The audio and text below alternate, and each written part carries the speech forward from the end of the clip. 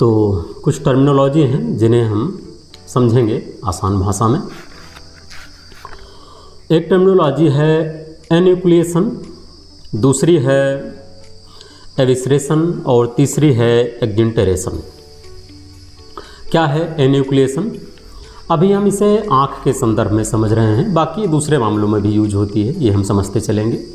एन्यूक्लिएशन क्या है कि किसी भी गंभीर चोट या कैंसर के चलते हमारी आँख के सामने दिखने वाला जो हिस्सा जिसे हम आँख समझते हैं, इस पूरी आई बाल को, पूरी आँख जो गोलाई में होती है, इस आँख को निकाल देने की प्रक्रिया ही हम एन्यूक्लिएशन बोलते हैं। यानी सर्जरी के ज़रिए आँख को निकाल देने की प्रक्रिया एन्यूक्लिएशन कहलाती है।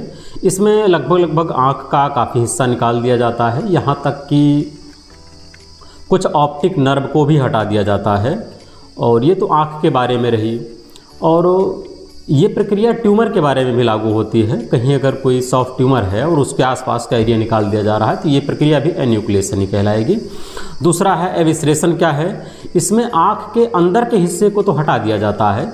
ये स्थितियाँ भी कभी कभी जब हमें फेस होती हैं, ज़्यादा संक्रमण किसी कारण हो गया है या फिर इंटरनल डैमेज हो गया है, तो आँख के अंदर के हिस्से को हटा देना और बाहर का हिस्सा जो सफ़ेद दिख रहा है, जिस पर पुतली दिख रही है आपकी, इसको छोड़ देना, बने रहने देना। ये सर्जरी की प्रक्रिया जो है ये एविसरेशन कहलाती है। ऐसा इसी में नहीं होता है, कभी कभी हमारे पेट में आंत को निकाल देना और बाकी पेट के ऊपर की सतह का बना रहना भी, ये भी एविसरेशन ही कहलाता है। ये हम आँख के संदर्भ में समझा रहे हैं। तीसरा एग्जिंटेरेशन है। कभी कभी क्या होता है कि पूरी आँख को ही निकाल दिया जाता है और स्थितियाँ यहाँ तक गड़बड़ हो जाती हैं, वो चाहे बड़े कैंसर या बड़े संक्रमण के चलते हों, कि आँख के आसपास पलकों तक को भी हटा दिया जाता है।